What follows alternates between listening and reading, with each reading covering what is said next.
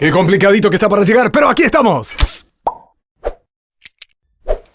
Bienvenidos a este canal Entrenando tu Voz, Nacho Cabrera, locutor Voice Talent. Un tema apasionante, la locución clásica, es decir, aquellos locutores que tenían sus cuentas, sus trabajos, su momento de fama en los 70s y antes, en los 80s, en los 90s, y la locución de ahora. No vamos a pretender equipararlas o decir cuál es mejor o cuál no, sino a contrastar estilos para que ustedes observen cómo es que cada uno encara. Y para eso expondremos a dos grandes de diferentes épocas. Uno es el argentino Ricardo Bravante y el otro es el argentino Arturo Cuadrado. En todas las empresas existen frases que se repiten a través de los años. En todas las empresas existen frases que se repiten a través de los años. Solamente aquí hay una pequeña bajada cuando va a años, pero la voz aparece sumamente proyectada. Obviamente Arturo es una persona que tiene una voz bien grave, con mucho peso, y lo que está trabajando aquí es toda una parte media alta, con una intensa musicalidad que le hace además proyectar mucho su voz. Veamos en contraste cómo lo encara Ricardo Bravante. Otro texto obviamente completamente diferente. No tenemos la posibilidad de hacerles decir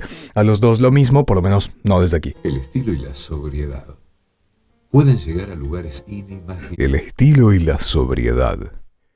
El estilo y la sobriedad pueden llegar a lugares inimaginables. Aquí la colocación de la voz es muy diferente. Obviamente estamos hablando de otro timbre y de otra manera de encarar la locución, y por eso mismo contrastamos, porque son dos excelentes profesionales con dos épocas bien marcadas. ¿Dónde está la clave aquí? La voz aparece mucho más guardada, más tranquila, más quieta. Lo discursivo no está sacado hacia afuera, no está proyectado, está como más ensimismado. El estilo y la sobriedad. Y el juego está básicamente aquí dentro. Además, como una sensación de llevar sobre las fosas nasales un poco de tensión para lograr esta voz y este decir. La de Arturo está sacada en mucha vocalización y una gran proyección con mucha intensidad de cambios tonales. Aquí los cambios tonales y todo se reduce a una atmósfera mucho más queda, mucho más quieta, tranquila e intimista. El estilo y la sobriedad. El estilo y la sobriedad. El estilo y la sobriedad. Hay un juego además muy interesante que realiza Bravante, que es este. El estilo y la sobriedad. Recordemos además que estamos hablando de locución de Río de la Plata, no es español neutro, o sea que las S están aspiradas correctamente, entre comillas, pero es eso. El estilo y la sobriedad. ¿Cómo lo diría, cómo lo encararía, por ejemplo, Cuadrado esto? El estilo y la sobriedad. El estilo y la sobriedad. El estilo, ¿habría una I, por ejemplo, muy marcada? ¿Una I agudizada? Puede ser. Si se lo pidieran, obviamente. En cambio, la locución de Bravante en general va a tender a esas atmósferas mucho más tranquilas, mucho más reservadas. A las empresas las hacen las personas. A las empresas las hacen las personas.